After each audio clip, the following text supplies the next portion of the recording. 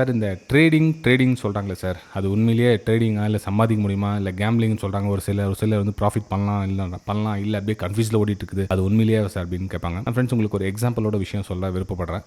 இப்போ ஒரு 100 பேர் வந்து இந்த கயிறு நடக்கும் போட்டி நடத்துவாங்க, பார்த்துருக்கீங்க அங்கங்கே அந்த ஒரு எக்ஸிபிஷன் மாதிரி நடத்துவாங்க. ஸோ அந்த இதில் போகிறீங்க, நீங்கள் வேடிக்கை பார்க்க போகிறீங்க. ஆனால் அங்கே ஒரு சின்ன உங்களுக்கு போட்டி கொடுக்குறாங்க. எப்படின்னா, நீங்கள் ஒரு ₹500 கட்டுங்க, ₹500 கட்டினா யார் இந்த கயிறு மேலே நடந்து அதை இந்த தூரத்தில் அந்த தூரம் கடக்க முயற்சிக்கிறீங்களோ அந்த வின் பண்ணுறீங்களோ அவங்களுக்கு வந்து ₹50,000 பரிசு வழங்கப்படும் அப்படின்னு உங்களுக்கு அறிவிக்கிறாங்கன்னு வச்சுங்களேன்.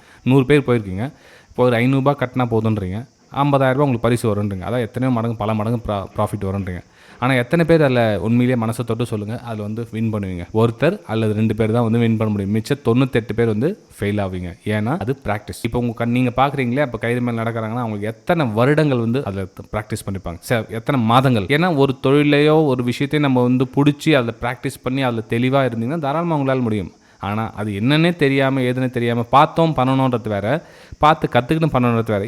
இப்போ ட்ரேடிங்கில் ஏன் லாஸ் ஆகுது அப்படின்னு பார்த்தீங்கன்னா, எல்லோரும் ட்ரேடிங் பண்ண ஸ்டார்ட் பண்ணுறாங்க. அதாவது என்கிட்ட ₹5,000 இருக்குது, என்கிட்ட ₹10,000 இருக்குது, என்கிட்ட ₹20,000 இருக்குதுன்னு சொல்கிறாங்க தவிர இந்த விஷயம் மார்க்கெட்டுக்கு தெரியுது, மார்க்கெட்டுக்கு அதுக்கு கேட்குது. அப்போ ஷேர் மார்க்கெட் உங்கள்கிட்ட வாங்காமல் விடுமா?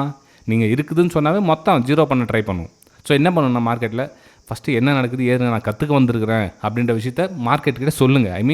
அந்த விஷயத்த உணர்த்துங்க. அப்போ மார்க்கெட் உங்களுக்கு நிறைய விஷயங்கள் சொல்லித்தரும். ஆனால் சொல்லிக் கொடுக்குறது யாருக்கும் ஏற்றுக்கிறது ரெடியாக இல்லை. எடுத்த உடனே பணம் போட்டு ட்ரேடிங் பண்ணுறீங்க. அப்போ லாஸ் ஆகாமல் பின்னாவும் கற்றுக்கிட்டு ட்ரேடிங் பண்ணால் பெட்டராக இருக்கும்.